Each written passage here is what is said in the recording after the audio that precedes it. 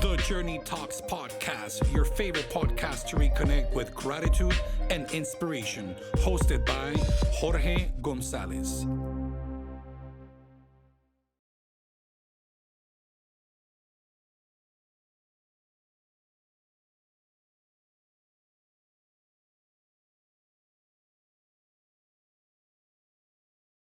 Hello and welcome to Journey Talks podcast, your favorite podcast to reconnect with gratitude and inspiration.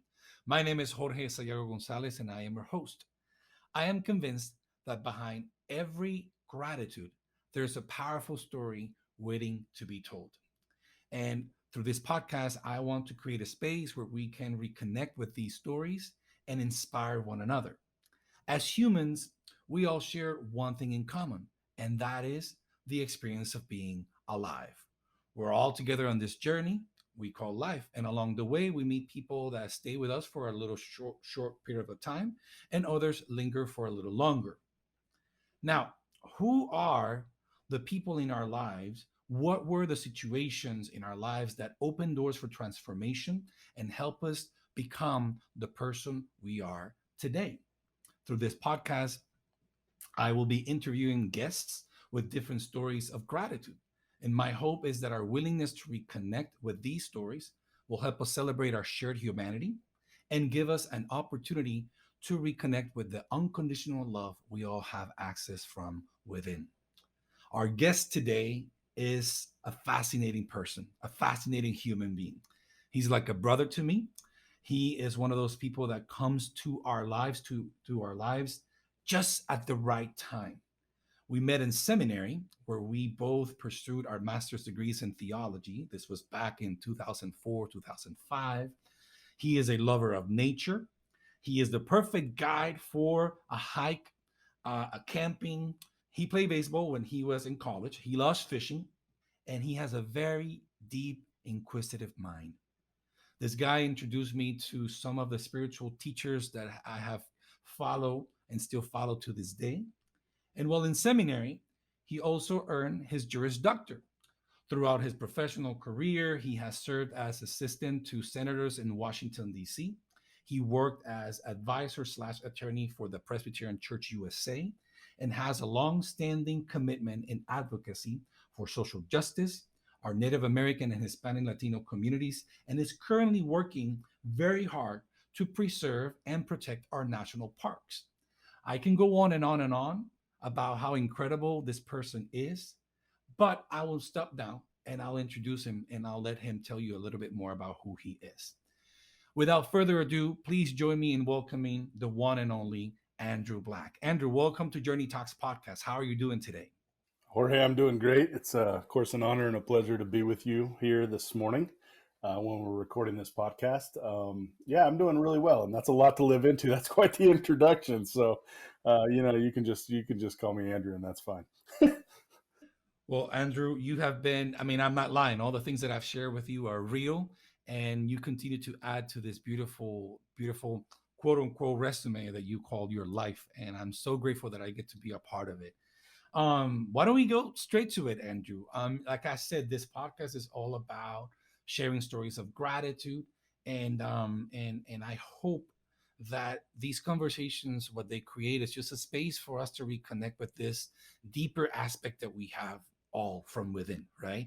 And our friendship has granted us plenty of opportunities to explore what that looks like. And I hope that this will be a time where we can just share with others that journey that we have shared together. Again, this is another reason why this podcast is called Journey Talks Podcast.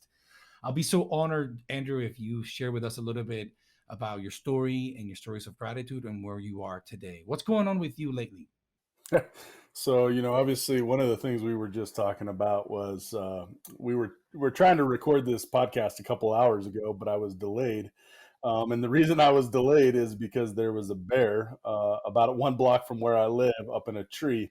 And so I had to work with the New Mexico Department of Game and Fish and Animal Control from the city of Santa Fe to make sure that this bear was tranquilized and taken out of the tree, and then we'll of course be let go into the wild. So I spent the last couple of hours outdoors and we forget that maybe we still live in the Wild West, and that this, even though we live in the city of Santa Fe, that it is still first and foremost home to the wildlife, and that we have moved into their lands and their territory. So yeah, there was a giant black bear in the tree, just right outside of my house, and I worked with animal control in the police department, and then of course New Mexico Department of Game and Fish to make sure that that bear got tranquilized and was taken out safely. And of course, that was the best case outcome. The bear's safe; it's doing fine. It's breathing well. It's doing great. Was tranquilized and removed. And of course, the worst case scenario could have been it got down from that tree and got into people's yards and hurt somebody or someone's animal or pet. So it was really great to see this bear up close. Was able to kind of help the game department and the animal control at the scene. So it was really crazy. My wife was driving to church this morning at about 7:45 and called me and said, "Hey, you need to come down here immediately because there's a bear in the tree right outside of our house, and they're going to need your help." So I did. So I apologize for being late in recording this podcast, but that's just kind of the stuff that happens in my life, man. What a way to wake up to a Sunday morning, huh? Yeah, no, it's unique. I love bears. I mean, they're magnificent creatures. They're powerful. They're strong. They're adaptable. And so just being able to see one up close like that, right there in my own neighborhood, it's not something you get to see every day. I've never seen a bear in my neighborhood. I've seen plenty of bobcats. I've seen coyotes, those kind of things. But to have a bear kind of right there running, right there on the corner of an intersection in a tree was surreal. So yeah, you were talking about starting with gratitude. That's something, just every day you wake up and you never know what you're going to experience if you're open to life. And I've lived on this planet for 42 years, and never in my life have I gotten a call that says there's a bear right outside of your house. Could you come help out? So it's life's an adventure. It's a journey, as your podcast says, and I'm just grateful to be with so many good people on it, including you. It's all about stories of gratitude. So let me ask you, Andrew, what are you grateful for? I think, first and foremost, the thing that I'm most grateful for, especially in the last couple of years, is my daughter, Brooke. She was born 2 years ago, almost 2 years ago, to this month. She was born in mid-July. And she is beautiful and fabulous and smart and just being a father for the first time, she's amazing. And the journey that we've had during the pandemic as parents, and kind of her story has been one of challenge and opportunity and gratitude, really. But I love being a dad. There's nothing I would trade in the world for it. And at the same time, it kicks my butt every day. You a 2-year-old toddler who's climbing and pulling, climbing on everything and pulling everything out of the drawers and picking up all kinds of words, and just the world is full of enchantment and mystery, and at the same time ouchies when you pull something onto your foot. So it's got all that going on, and you go from those ups and downs of the emotions, and that's the thing I love about her. I mean, you just what you see is what you get. In that moment of chasing bubbles, she is the happiest and just the embodiment of true happiness and gratitude. And at the same time, there's that next moment of, her molars are coming in and she feels miserable and just wants to cry on your shoulder. And, and I love it. I mean, it's just, it's, in those young children, there's a sense of not just innocence and purity, but, almost in a lot of ways, they don't have that level of ego and mask that we all wear, and learn to kind of, society kind of conditions us to wear, but they're just kind of their true selves right on the outside. And you kind of see the formation of that too, though. You get to see the formation of the ego and the personality and that sense of stuff too. So it's just really amazing to watch all that, to look at that, not only from being a father and of course, loving her as a father, but just, in that sense of human development of watching how we kind of come to be, and the way that God created us to be. So it's just really fascinating to kind of watch all that unfold in front of your face. And if you can step back and have perspective of that as a parent, then I think there is a lot more gratitude, right? It's easy to get lost in the moment where the child picks up the mac and cheese box and dumps it all over the floor. But if you can kind of stand back from that moment and appreciate that sense of human development and mystery and the development of personality, it's fascinating. Yeah, yeah. Andrew, your daughter's name, Brooke, right? Yep. Brooke Rachel Marie Black. Brooke Rachel Marie Black. Interesting story. Would it be okay if we talk a little bit about the conditions of her birth and what happened soon after her birth and the pandemic and all of that? Absolutely. So Brooke was, we found out when my wife Jen, who's a teacher and just an amazing human being, was pregnant with Brooke for about a couple months. We went in for one of the kind of everyday ultrasounds that you've got to do, as part of the prenatal care. And we found out that Brooke was going to be born with a rare condition called an omphalocele. And what that means in kind of lay terms is that part of her intestines was going to be born outside of her body. And so they caught that early. And basically, we found out about that in mid to late January, and she was due in July. So we had 6 months of kind of trying to figure out what the best thing to do around all that was. And the fortunate thing for us, and we didn't really know until she was born, but the fortunate thing was that part of her intestines was born into her abdominal or into her umbilical cord. So basically what that meant was that there was those intestines and stuff like that were covered, and but she would have to go through surgery right after she was born. And so what we ended up having to do is actually relocate for a couple of months, really 3 months, to Colorado, where and of course this is all happening during the pandemic, right early on in the pandemic. The pandemic just started in March. And we found all this out. And of course, that was incredibly stressful of just one, trying to keep ourselves all healthy, but two, realizing that we were going to have to relocate for a couple months to Colorado so that my wife could get the care that she needed, and that so that Brooke could have a safe birth and a safe C-section up at Colorado Children's Hospital. So Brooke was born up there in mid July, and was born a beautiful baby and just happy and smiling, but also it was brutal. It was brutal to be the dad in the emergency room there at the hospital in the labor room, and to not be able to pick up your baby because they had to make sure that she was taken care of and kind of whisked her away. And my wife had a really really difficult labor.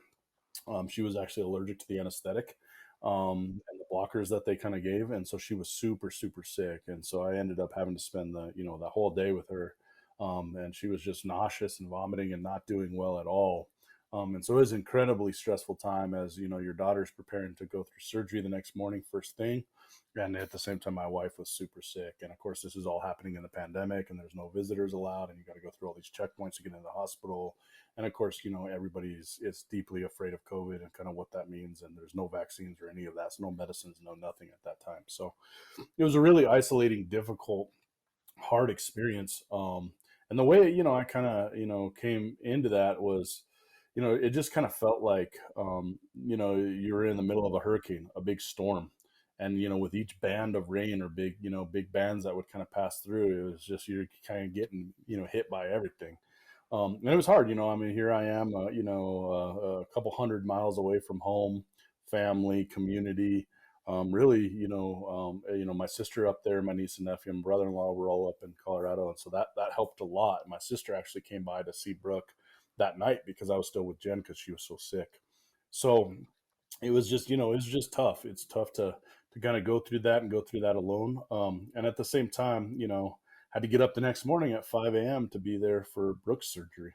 So trying to take care of your wife who's really really sick and was having trouble recovering, and at the same time also being there for Brooke. So Brooke had her surgery the next day. It was a couple-hour procedure, on a little baby who's 7 pounds, and obviously that's intricate and complex and scary. And you nothing. They always say that children are like that the heart that you wear outside your body.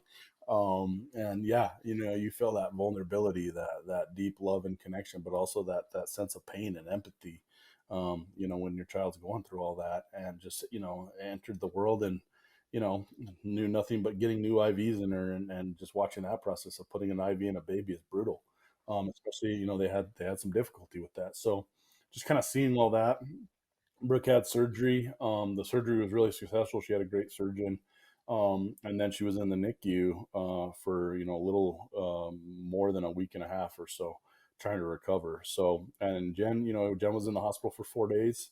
That was a tough recovery there too. So, Dad was running between the two wards of the hospital, between the baby and the mama, and trying to take mama over as much as she could handle to kind of be with Brooke. So Um, really humbling time. Really grateful for our healthcare workers. Really grateful for the hospital chaplain who was there and praying with us and for us, and just folks that are on the front line, doing the best to not only provide care, but it's tough and scary as a parent to have your kid in a scenario like that, or as a spouse to have your spouse, being in a situation where they didn't know if they were going to have to transport her to a higher level trauma hospital because she wasn't recovering. My wife, so. Um, a lot going on in there, and of course you're handling all that in the middle of the pandemic and kind of trying to get through it, largely alone.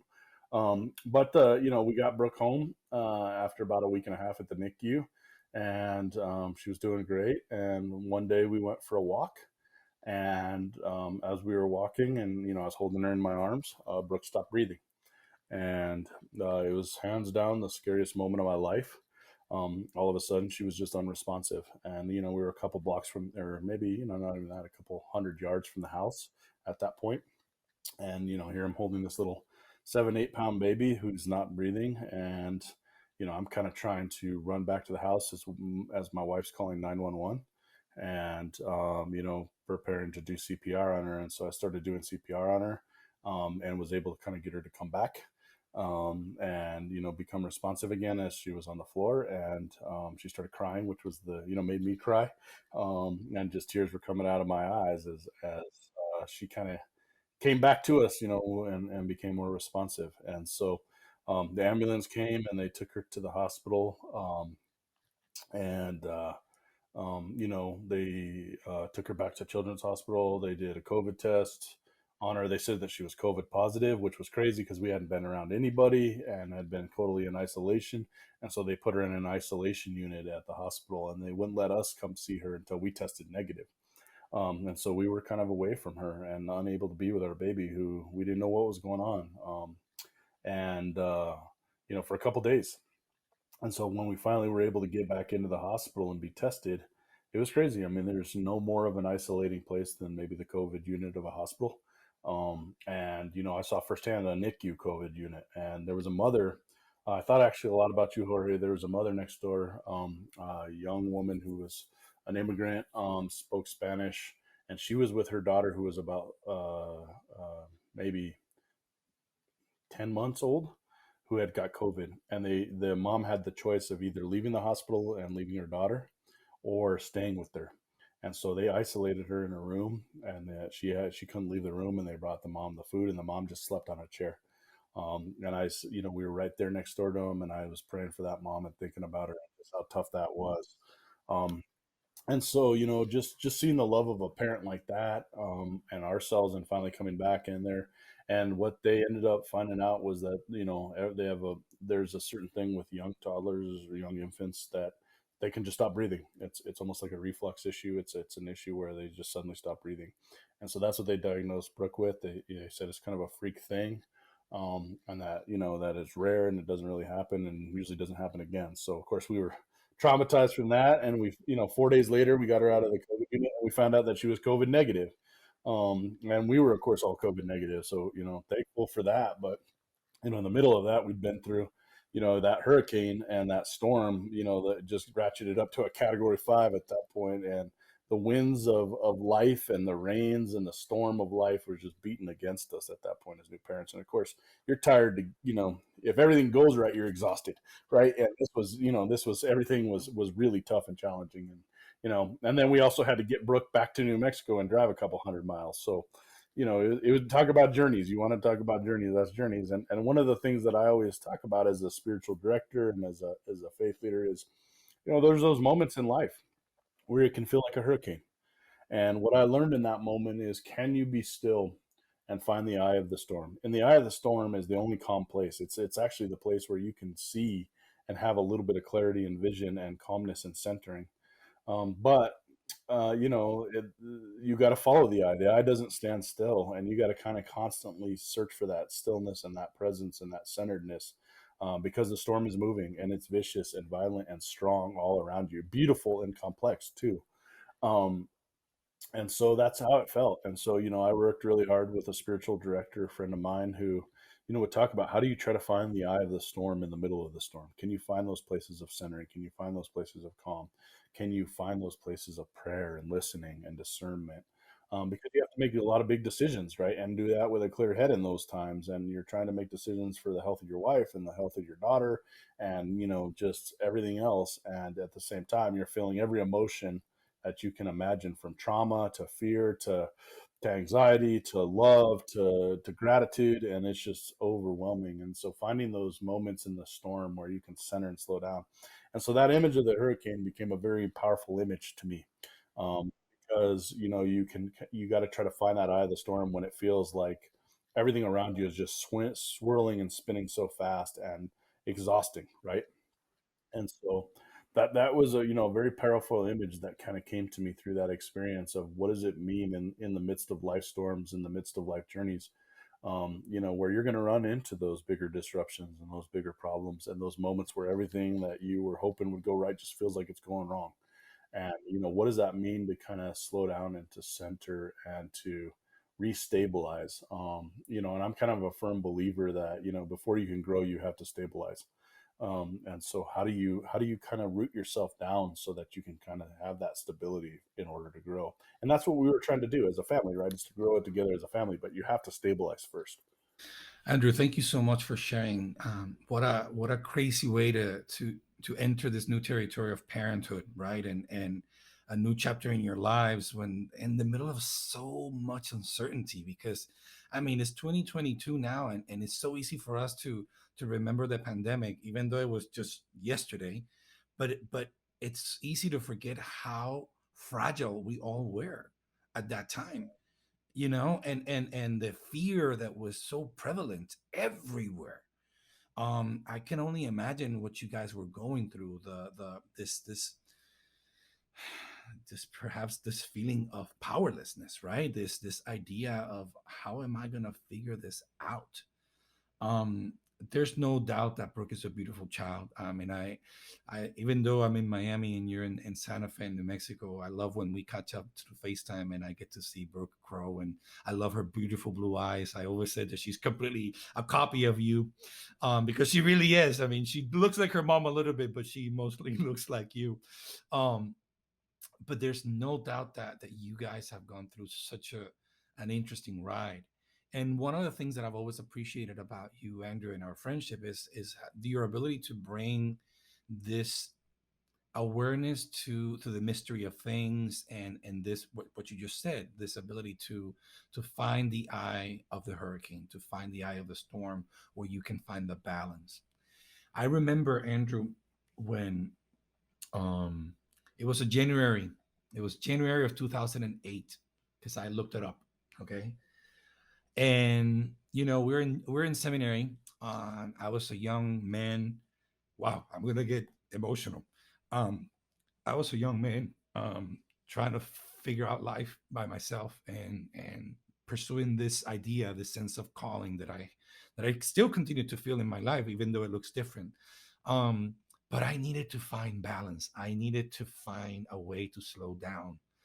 And you invited me to enter a very still place.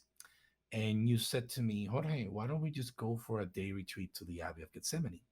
And for the listeners out there, the Abbey of Gethsemane is a beautiful monastic community. It's a Trappist monastic community in Kentucky, in Barstown. And, a Puerto Rican dude that is used to, 80-degree weather and 90-degree weather, um, being in the middle of the cold, bitter winter by myself. You said you need to be by yourself. And here's what we're gonna do. We're gonna go to the Abbey. I'm gonna leave you in whatever place you want to be. This is a beautiful campus. It's huge. The property of the Abbey is pretty large. Um, but I'm gonna give you a set of questions, and you have all day to answer these questions, to write in your journal, and to spend some time with yourself.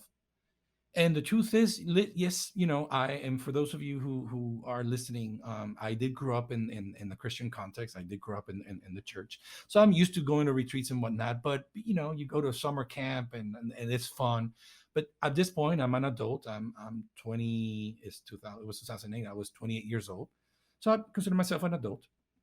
Um, but this was probably the first time that I had to deal with myself and my mind and my heart, and the ability of being in nature was really interesting because I had no way to run away from myself, you know.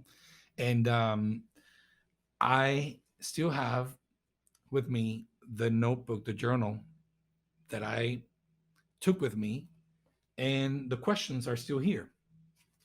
Question number one, question number two, and so forth, right? And I remember, it was so cold. It was probably like 13 degrees. It was a very cold day. Um, and I had all my gear. Of course, I had water and I had tea. And you said, Jorge, I'm gonna go back to the Abbey. You be here whenever you're ready and you're done. Meet me at the cafeteria. But this day, I am so grateful for this day because you mentioned, you tap into it just a little bit ago, which is when things are messy, when there's so much convolution in your heart and in your minds and in our lives, we need to find a way to find a moment of stillness. And it's interesting, right? Because we hear this phrase of, the power of stillness. It's present in so many different traditions, right? In our Christian tradition, we have reference to it when it talks about be still and know that I am God.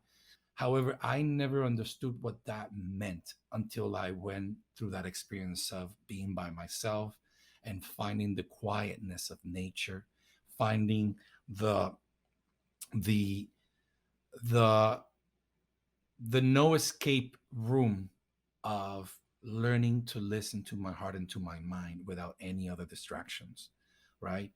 And so I'm grateful for that day. I'm grateful that I still carry this journal with me. And I'm grateful because those difficult questions were the beginning of a process that allowed me to access a deeper part of myself. And I'm thankful. I'm thankful for that. And once again, the purpose of this podcast and these conversations is to talk about gratitude, but it's not just the gratitude that it's, for lack of a better word, superficial or flaky.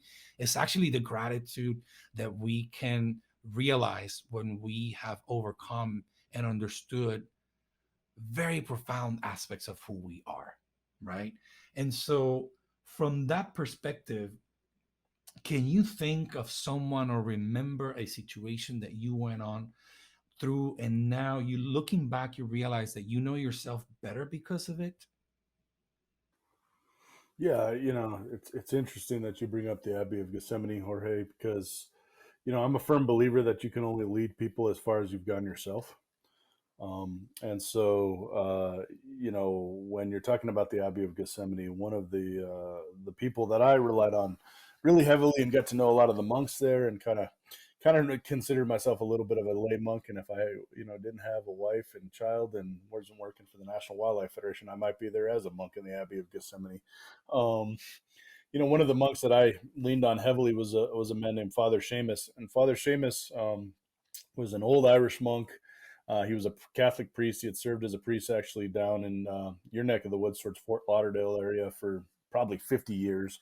Was a beloved priest of this parish, and in the middle of all of that, decided that he wanted to seek a life of silence and solitude and prayer and be a monk. And so he came to the Abbey of Gethsemane and took his vows and became a monk.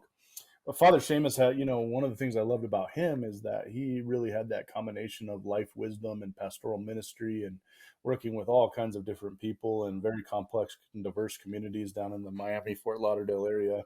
Um, and so he'd seen the world. He'd been around the world. He'd seen life's problems, and he knew a lot about how to work with people. And and that's rare. I mean, he didn't just kind of cloister himself and hide away from people. He took those gifts and abilities and backgrounds and experiences into the monastery with him to be a monk. And so found him incredibly wise and interesting and inspiring as a person as I got to know him over the years of visiting the Abbey of Gethsemane and being a retreatant there and whatnot. And so there was one time where I asked him, and I'll never forget it. I said, one time I asked him, I said, so Father Seamus, what's this life all about? I'm sitting there and it was a question that I asked him, not just in a kind of shallow or superficial way. It was a question that kind of came deeply out of the desire of my soul wanting to know what is this life all about? What are we doing here? Maybe a different way is you could say, what's the meaning of life? But for me, it was what's this life all about? What are we here for? And I'll never forget his answers. He kind of looked me dead in the eye and he said, life is about priority, perspective, and balance. What are your priorities? How will you keep perspective? And how will you stay balanced? And if any one of those three things are off, they'll affect the other, right? You can have really strong priorities, but you may lose perspective, or you may have good perspective, but your priorities are all out of whack. Or you may have good perspective and good priorities, but you're completely out of balance and overworked and exhausted and overwhelmed, right?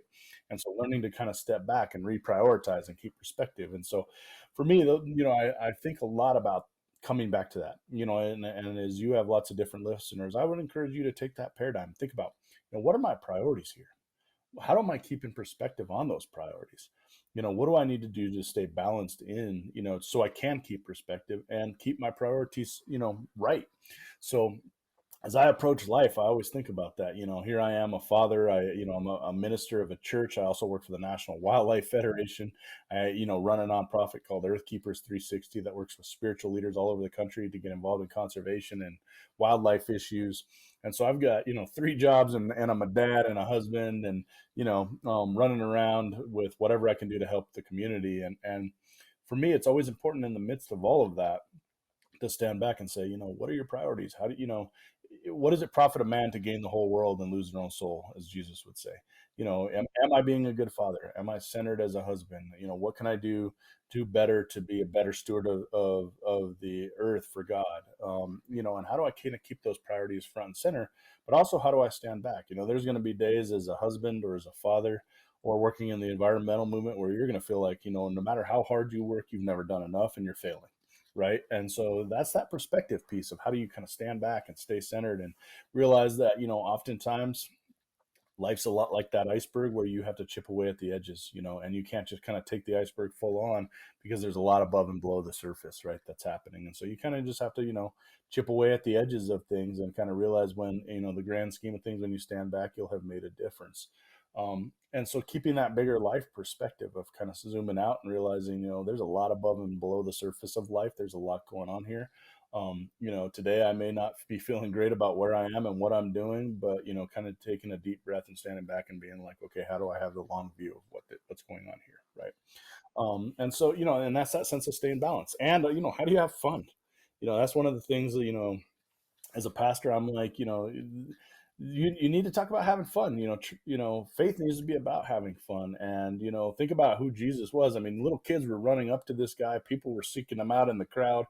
And as a Presbyterian minister, I'm always reminding people, like, people don't seek out somebody who's a total downer and not having fun and not cracking jokes. And, little kids are sitting on his lap. And, you got to have that sense of laughter and fun and compassion and that helps you stay balanced. And so what is it that you need to do to keep that, right? Because you can have good priorities and you can stand back and have some perspective, but you may be totally burned out and you may be bringing a spirit that's just heavy and down. And yeah, you're doing, good things, but you're not bringing a good spirit to it.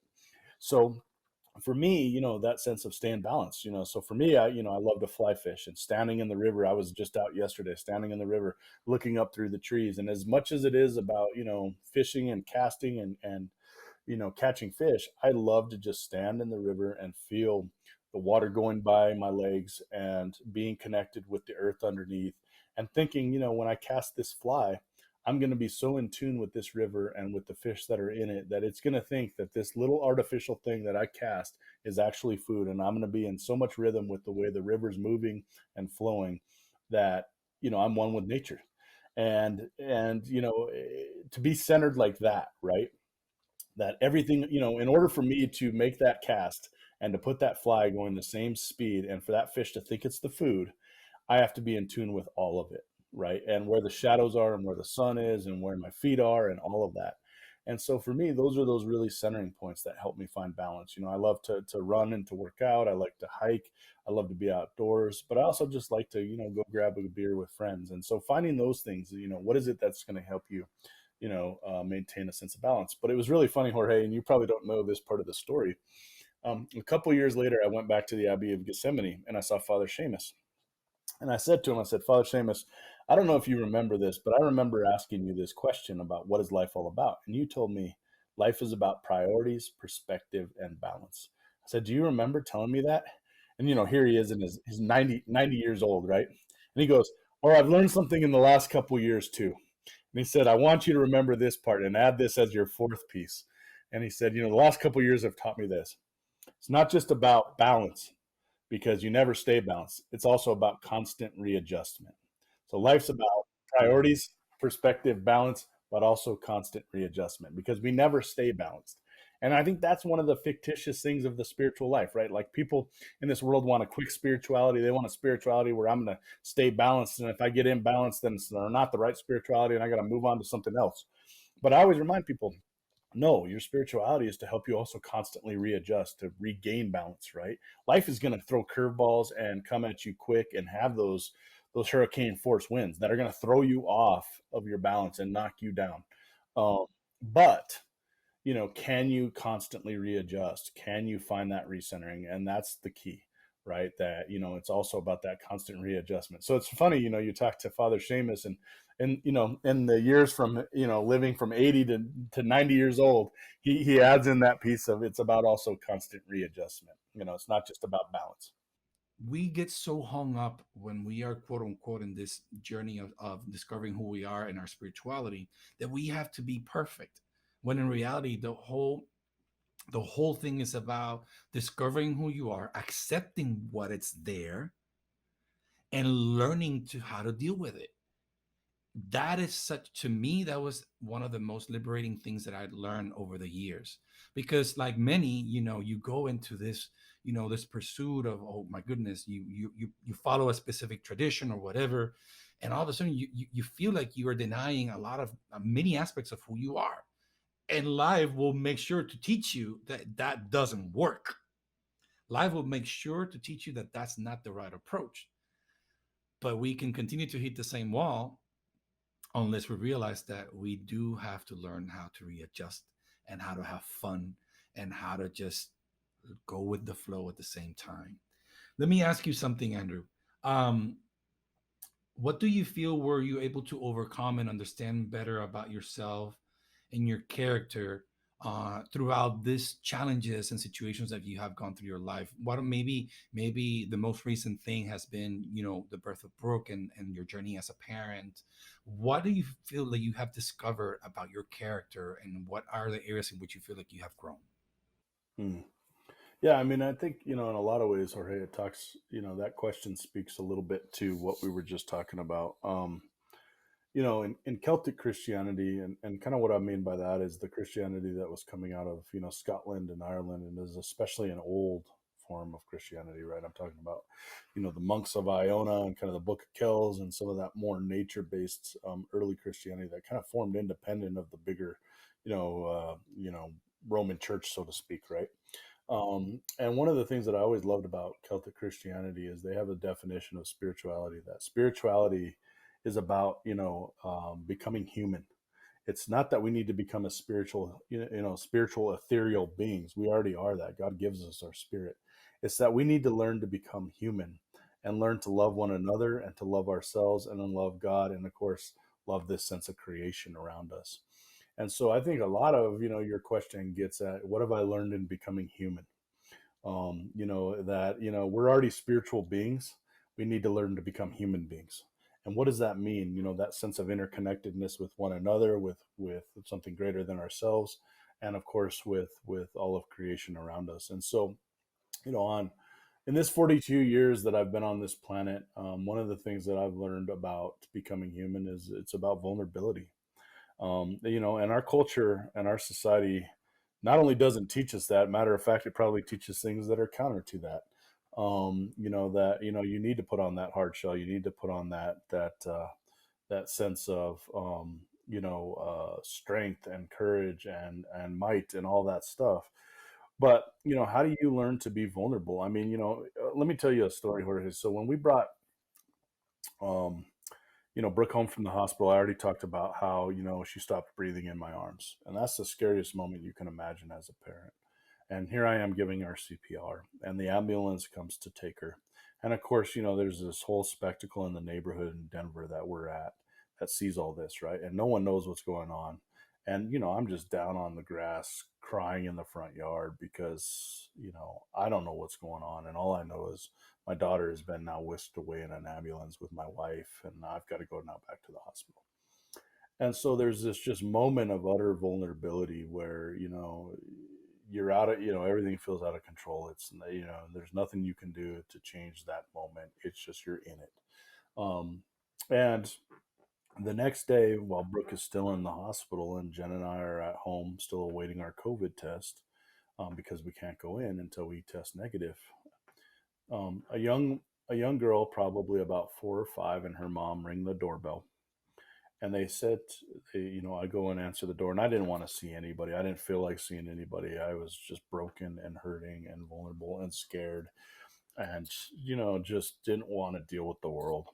But I go and I answer the door, and this mom and her daughter are there with their mask on, and they've got a little grocery bag, and they say, we don't know what happened yesterday, and we know you have a new daughter, and we're worried about her, and we think that there's something going on with her, but we don't know what happened.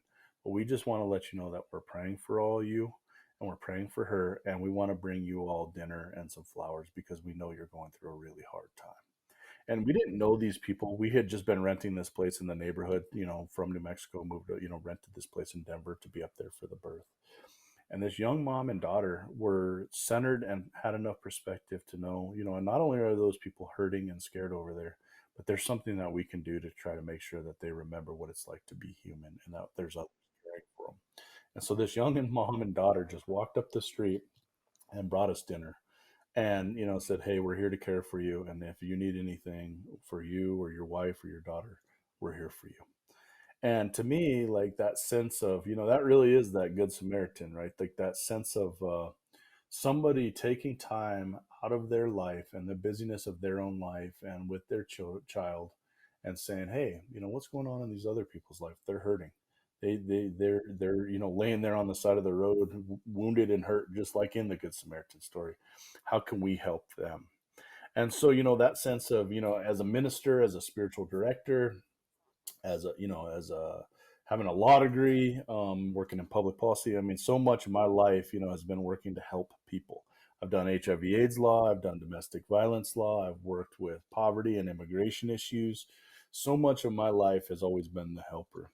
But you ask about what I've learned, and it's that sense of vulnerability to be helped and really helped, and to feel that sense of real humanity and compassion when this family comes over and sees you and you're not invisible in your pain. And so, you have a lot of different listeners, Jorge, and that's one of the things I would encourage to them is see people that are hurting around you. Make sure they're not invisible. Make sure that those people up the street who you haven't heard from in a while, maybe you go knock on their door and just say, hey, I wanted to check on you, and I always see you walking your dog, and I haven't seen you in a while. I just want to let you know that I see you and I care about you. Those little things in life are part of what makes us human. That's part of that experiment in becoming a human being, right? We're already spiritual beings. It's learning to become truly human beings, and those vulnerabilities are so hard, and they're so critical, and they're so raw, right? That day that I did not feel like answering the door, but I'm glad I did because I learned a lot about the compassion and love and kindness of other people. And in that moment, that brought me to tears. It still brings me to tears just to think that somebody saw an ambulance come, saw hell breaking loose in our lives, didn't know what any of it was about, but knew that somebody was hurting and wounded on the other side. And that was awesome, and that's one of the things that I've learned is how do you let yourself be helped? I mean, I had surgery a month ago to have my parathyroid removed. It was kind of a crazy surgery, not expected. I was really hurting because of that. And in the middle of that, I mean, I was laid out for 2 weeks and couldn't do much for myself, and had to rely on the care and love of others and compassion of others, and members of my church brought food and said prayers, and brought a beautiful Irish blessing that hangs up in our house. And um you learning to find that as so many of us pride ourselves as being the helper, but it's also learning to have the vulnerability to be helped and to remember that we're human. And that for me is such a critical life lesson. And I it's vulnerable, it's hard. It's easier to be the helper, honestly. Absolutely. If you allow me to follow up and piggyback with you, man, we do such a great job at hiding our vulnerability, and we take pride on those things. Our society has taught us that when you are an expert at hiding what's going on with you, you continue in the road of success. And that's not true. Thank God that we're learning that that's not the case. You talk about vulnerability. You talked about being human. One of the phrases that I have learned, or that I have used over the years, and I use with my students, is to remember that we share something very special, and it's our humanity. We have our shared humanity, and in that space, everything is level. You know, in that space of our shared humanity, we recognize that we all have the same longings. We know what fears looks like. We know how comfortable it is. We know the beauty of joy. We know how powerful it is to be heard and to be listened to. But we need to give ourselves permission to celebrate that shared humanity. That is the beautiful gift. And I'm so grateful that you brought that up, because maybe that's one of the great takeaways from our conversation today, right? The fact that when we show compassion, when we recognize that we're all in this journey together, and that those are the moments that we show compassion, empathy, and those are the moments I'm convinced that the beauty of our humanity shines. And if we want to use spiritual language or religious language, that's when the idea of the energy of God just shines through each and one of us, right? Because we're recognizing the gift of the spirit, the gift of life that all sentient beings have.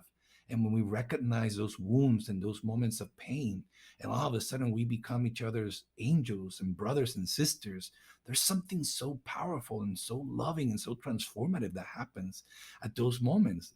It's so beautiful. Thank you for sharing that, Andrew. I appreciate it. And I hope that those good Samaritans that were a part of your life, that no longer are with you because they live in Colorado and now you're back in Santa Fe, will continue to receive 100 times full the kindness that they share with you. Thank you so much for sharing, Andrew.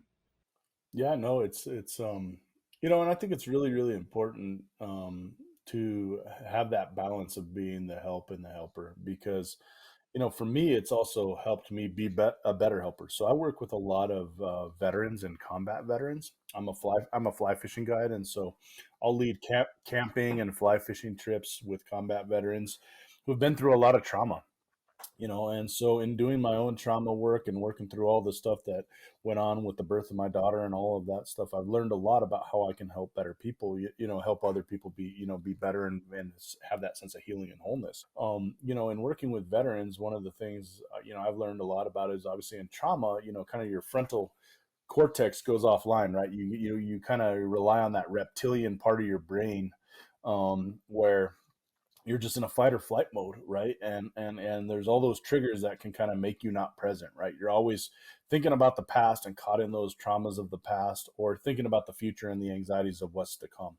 And so finding ways to kind of help people be centered, and using some of those trauma techniques to be present, right? That's kind of one of the really, really important things, because your brain kind of goes offline when you're in those moments of trauma and stress. And so finding a way to help people center and be present and kind of be with you in that moment. And so I do a lot of that on the river, right? I mean, when you're fly fishing with somebody and you're trying to teach them about those rhythms and pay attention to being in tune with those rivers, and finding themselves kind of just lost in that river, has been a really powerful thing. And of course, that sense of water can also be really a moving water and a sense of healing for the mind too. But in working with a lot of these veterans, what I've found is in creating that space for people to be centered, to be grounded, to kind of really become present and not just, getting caught in the past or scared of what's happening in the future or what's going to happen, right?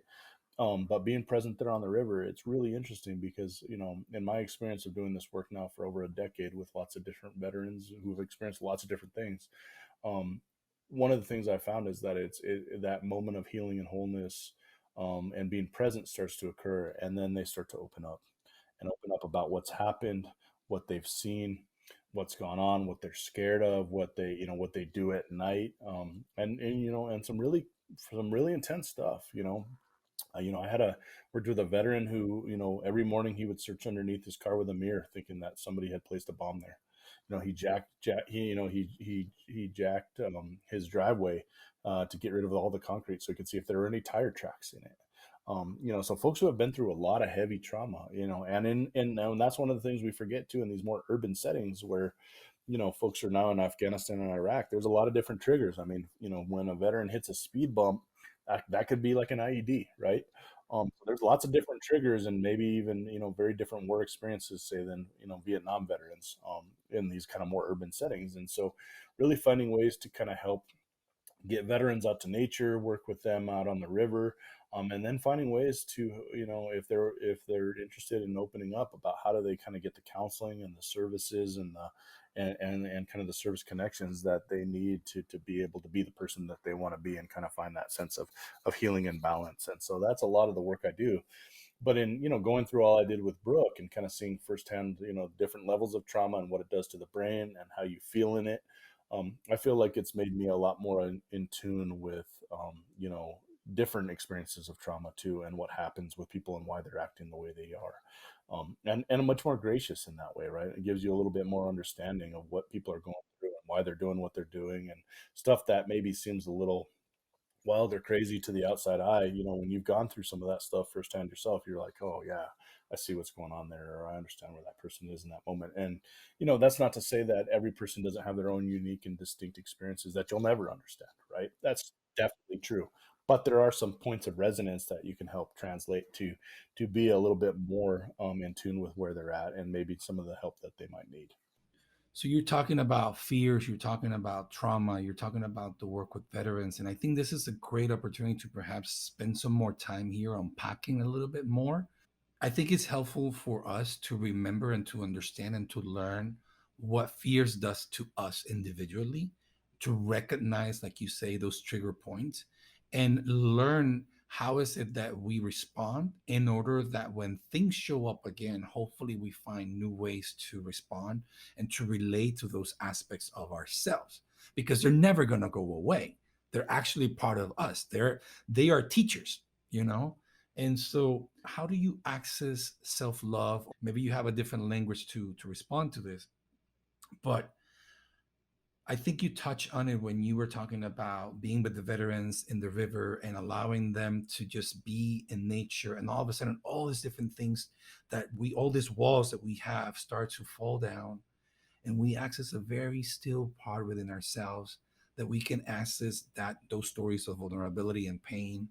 In your experience, what are some of the moments in which you have seen the breakthrough of, yes, here's a triggering point, here's my fear, but I now know these things about myself and I can access a deeper part of me. I call it self-love.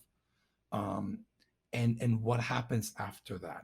How would you answer that question? Perhaps maybe another way of asking this on a personal level is, what are the practices that you do and you use in order to access self-love, and how do you share these tools with the people that you work with? I mean, I think a couple different things. One of my favorite quotes actually comes from Thomas Merton, and he says, "For me to be a saint means to be myself." And so the whole process of life is then to figure out what that really means and who that is, right? That I don't need to be something other than myself. God created me who I need to be, and so now I need to figure out who that really is. And I don't need to wear all these masks and identities and ego perspectives of what others think I should be. I just need to be me. And I got to figure out what that really means and kind of, peel down those layers of the onion to kind of get at what is the core of who I am and my identity. And so for me, that's what those spiritual practices are all about, is how do I get in tune with myself, who I am, you know, where that ego is getting a little out of control, or those fears and anxieties are starting to guide me to places where it's making me somebody I don't want to be. Kind of constantly coming back to that. But I think, Jorge, for a couple things that I found, nature is really important. Nature is really important for healing. It's really important for that sense of connecting to oneself. And if you can kind of slow down in nature and just be with it, what does a plant need to be but a plant? What does a bear need to be but a bear, right? The bear doesn't need to try to be anything other than what it's being, which is a bear. And that bear this morning that was up in the tree was just being a bear, right? And we were being humans in the sense of, okay, how do we help this bear just be a bear and come down safely and go live where it needs to live? And so that kind of idea of just nature being a really healing place, it's really interesting, Jorge. One of the things that we found at the National Wildlife Federation, where I work as the public lands field director across the country, is that when you get kids out into nature, it's been proven to make them smarter, happier, and healthier. So the more you get kids outdoors, it shapes their brain, it shapes their understanding of the world, it shapes their cognitive approaches. And so, yeah, when you get kids outdoors, especially young kids, it makes them smarter, happier, and healthier. And there's a lot of research around all that, right? But the same is true with adults, right? There's doctors now that are prescribing quote unquote nature therapy, right, to get out there to help with blood pressure and depression and anxiety, of just getting outdoors and finding those times to walk and to be centered and to find those spaces. One of the things that I've really found is that with people who are experiencing grief or trauma, those are big feelings, right? They're feelings that are almost feel like they're so big inside you, it's hard to even get them out of you.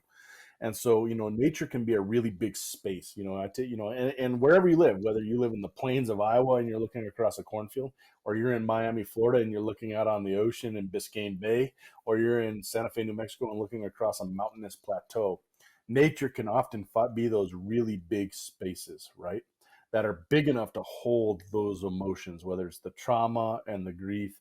And so I find that, it's hard to get those big emotions out. All those feelings that come with grief, whether it's the anger or all those other issues that are so big and so kept inside, that I find that getting out to nature and just looking at one of those bigger horizontal areas, it can be so important for healing, because it's a space big enough to hold all of that. And that's some of the things that I talk to the veterans about, right?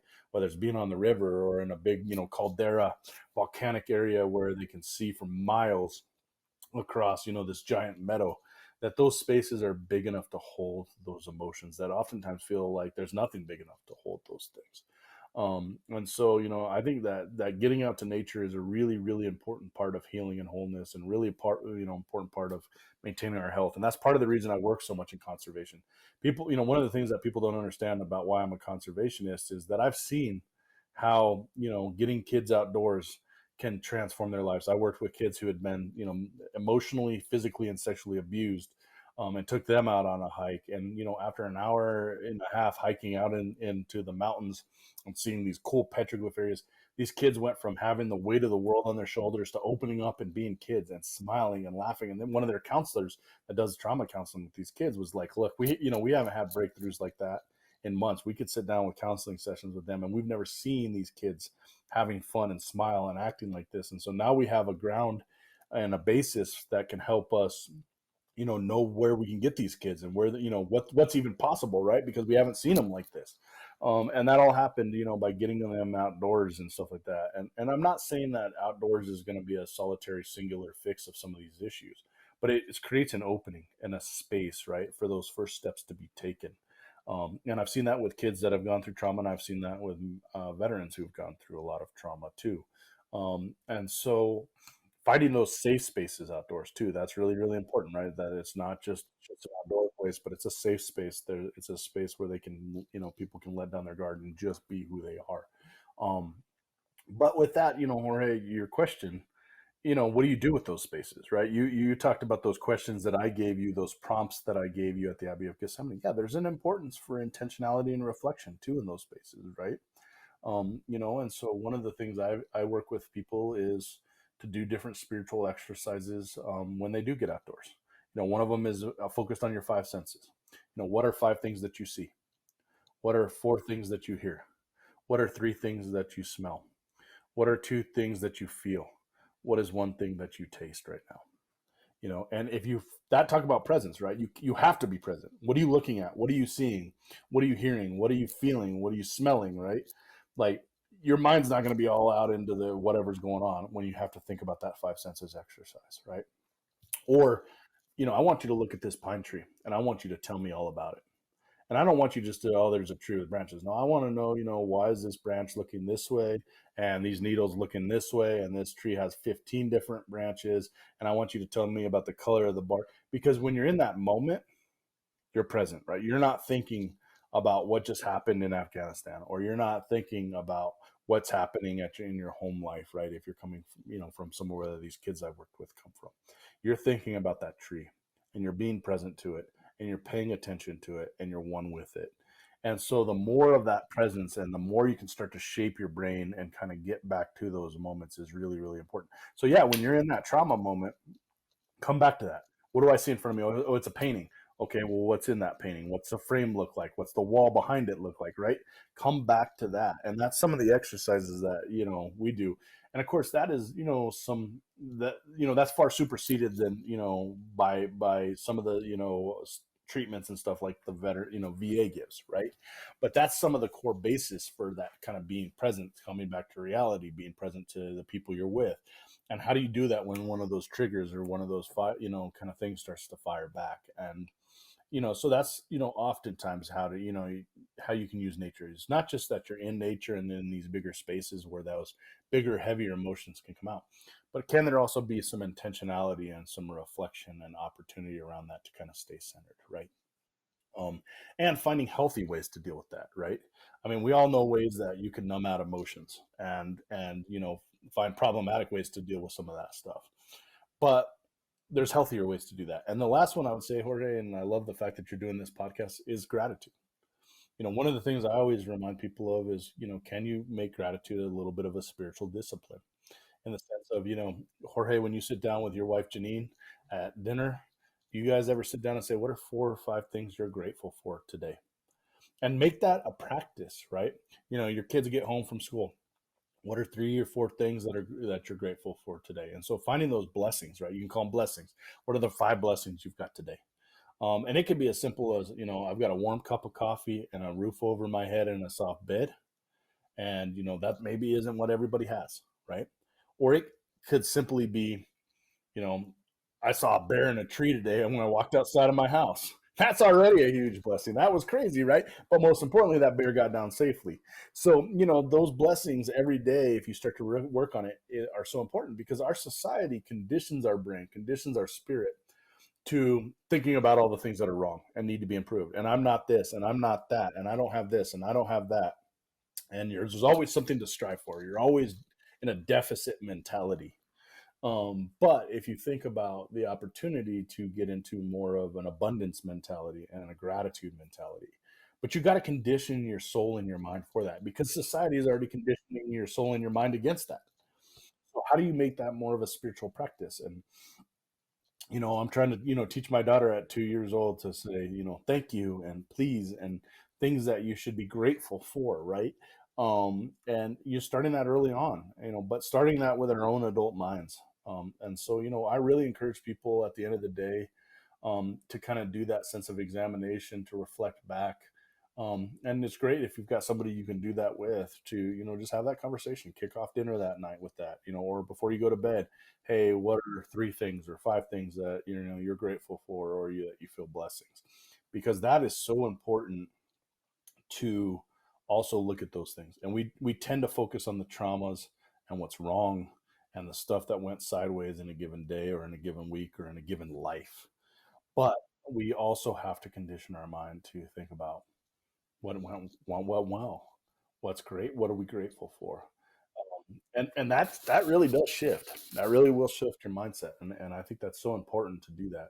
And it's simple, but the simplest things are always the hardest, which is practicing that with consistency, right? I can talk about this right now, but it's up to you all as the listeners to go home and put that into action, not just for today, but try to work on that for a week, a month, and don't just forget about it, because I think and then notice, what is it doing to you, to your relationship, to your perspective over time.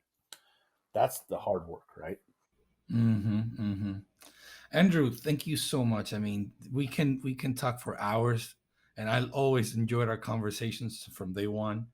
Um, but you know, I this is such a gift. It's a gift to listen to you. It's a gift to hear once again the way in which you continue to apply your life and the tools that you've learned along the way. And I so appreciate that you're sharing these tools with our listeners today. We're going to continue to have conversations. This is not going to be the first time that I will have you here. But as we bring this conversation to perhaps a closure, um, you can you tell us briefly about Earth Keepers, what you're doing? You just released a book, and then I would love to hear about what is perhaps a special quote or someone that is inspiring you lately. So tell us briefly about Earth Keepers, the release of your book, and a quote that has been guiding you lately. Yeah, so a few years back, I formed an organization called Earth Keepers 360. And what Earth Keepers 360 is a really a movement more than an organization, focused on how to help spiritual leaders and spiritual communities have the resources and tools to make a difference with regard to the environment and conservation and wildlife. And so we work on a wide variety of issues all over the country. I mean, I work with spiritual leaders in Tampa, Florida, on protecting a wetland area, and work on spiritual leaders and tribal leaders here in New Mexico on protecting the Caja del Rio, which is one of the most amazing historical and cultural landscapes that has Native American petroglyphs from the 13th to the 17th century, and wildlife, and also the home of the El Camino Real de Tierra Adentro, where the Spanish came up kind of through this area into the southwest. Also home to Route 66 and kind of westward expansion, right? So this area has all of that, and also incredible wildlife and nature values as well. So I work with spiritual leaders and spiritual communities, and really anybody. And we don't narrowly define that. It's not one faith; it's multi-faith, it's interfaith, multi-denominational. But the whole hope is to give practical resources and tools to people to help their faith communities really make a difference, and spiritual leaders to make a difference in the world.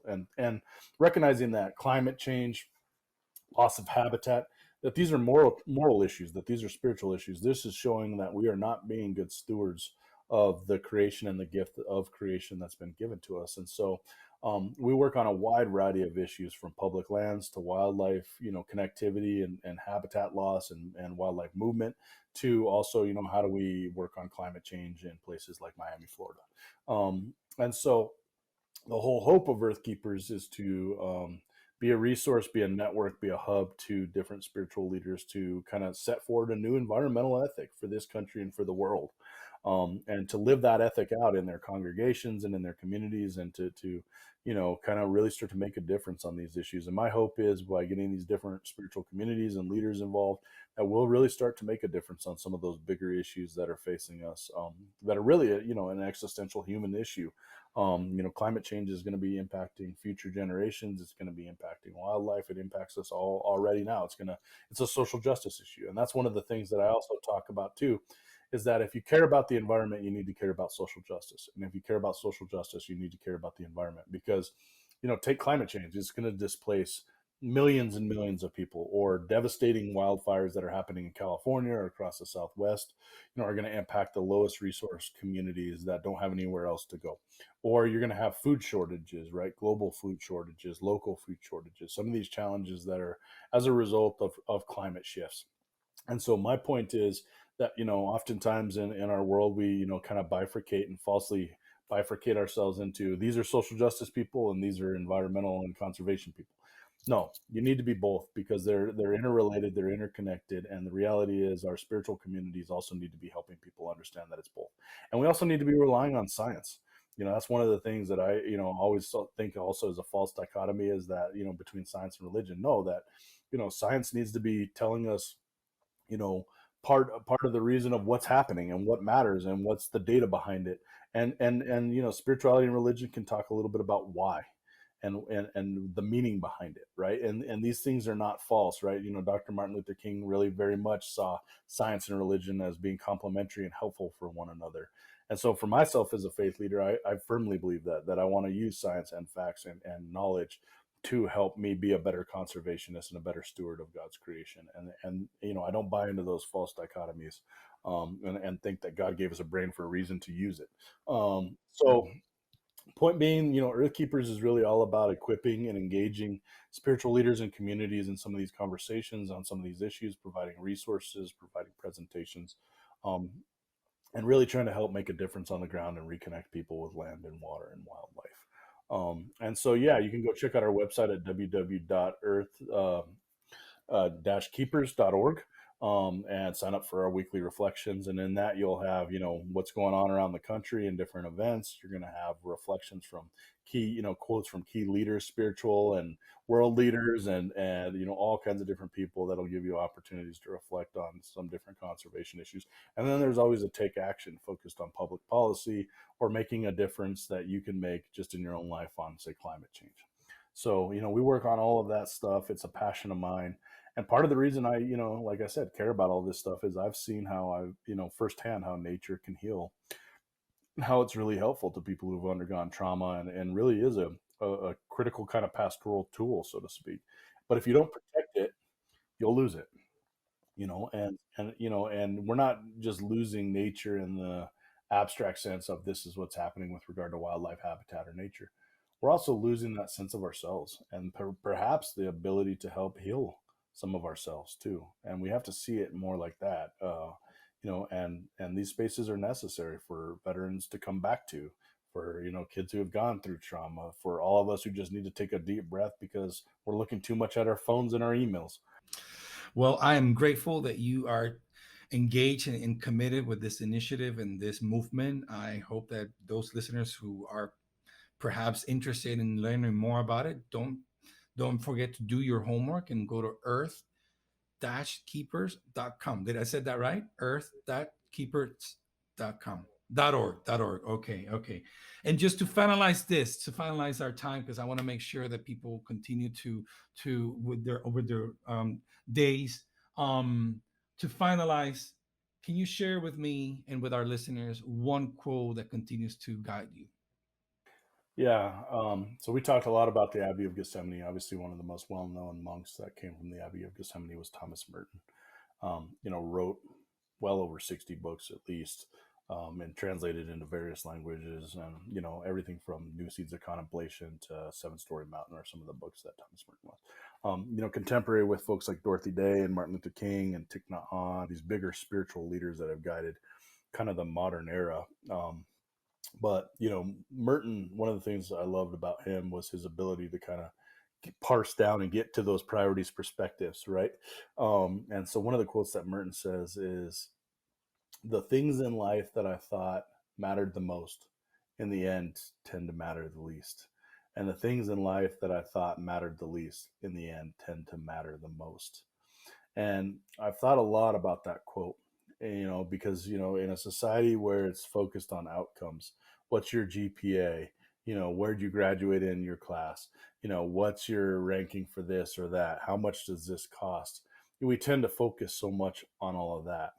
But those little experiences of going to your first baseball game, or, catching a foul ball, or sitting down and eating an ice cream with your friend and, having a beer, those moments that in the grand scheme of things you don't think really are any big significant moments, those are the ones you remember. And I had this moment, that quote became a very powerful quote to me when I was in law school. One of my best friends was a young 23-year-old African American male. He was a really strong guy, had been through Hammer in track and field for Wake Forest, was a credible athlete, and died of a rare heart condition at 23 years old, was working out and just passed away. And it was, crazy. You're in this law school environment where everyone's focused on their GPA and who's going to go to what firm and how much money you're going to make next year, and all these things. And yet when I thought about Cliff's life and my life. I remember him going to his first spring training game and the smile he had. I remember him coming off of a roller coaster at Busch Gardens in Tampa Bay and just acting like a little kid, just filled with fear and wonder and joy and happiness and the laughter he had. And I remember his face at a restaurant when he would try some spicy food, right? And those things that I thought, and in the grand scheme of things, I didn't, remember at all until when he passed away. Those were all the things I remember. I couldn't tell you his grade point average. I couldn't tell you how much he was going to make at the firm that wanted to hire him. I couldn't tell you any of those things that at the time we all thought were the most important things. But I can definitively tell you what it looked like when he caught a foul ball at that spring training game that he went to. I mean, it was crazy. And so, those things that, in the grand scheme of things are always the things that I think are important and matter the most. And so just having that perspective, right? That's kind of that perspective piece of standing back and thinking, I remember what Jorge looked like when we went running over there in the park in Louisville after the seminary, right? I think I remember, what your wedding was like. And I may not remember anything about your vows, but I remember, seeing how happy your family was and watching you do that.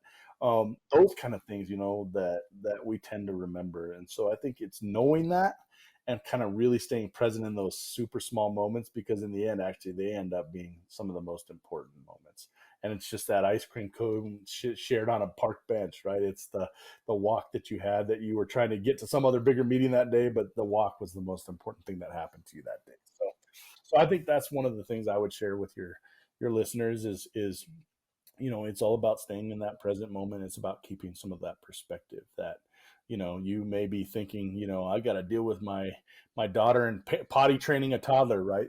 And that's the end goal. But don't forget to just think about those little moments that happen throughout that day. And those are going to be the ones you're going to, remember. Certainly you're going to remember the potty training, and ultimately they'll get to where they need to be. But you're going to remember all those other tiny moments where, I caught my daughter counting to 5 by herself yesterday. And I was amazed by it, right? Because she just was sitting there doing it. And I wasn't around and I wasn't telling her to do it. So it's those little moments like that I think in the end really do matter the most. And that's what Merton was getting at. Well, Andrew, thank you so much. You have proven why Journey Talks podcast is Journey Talks podcast, because it's all about sharing these stories. It's all about creating space to remember the simplicity of life and the gift of life. And I said at the beginning, you came at the right time in my life. You continue to show up, and I'm thankful for you. I wish you nothing but the best and all the things and the initiative that you're working on. For all those who are listening right now, let's give ourselves the opportunity to be vulnerable, to be human, to discover who we are, and to not be afraid to share the beauty of the discovery and the learning that comes out of it. Hopefully we can help each other out when we create spaces to listen to each other, and we can continue to show the beauty of the gift of life to one another and through one another. This has been another episode of Journey Talks podcast. I am your host, Jorge Sayago Gonzalez, and we look forward to having you with us the next time. Thank you and have a great day. Thank you for watching. Make sure you like and subscribe to our channel. Share your feedback, hit that notification bell, and let's keep the conversation going.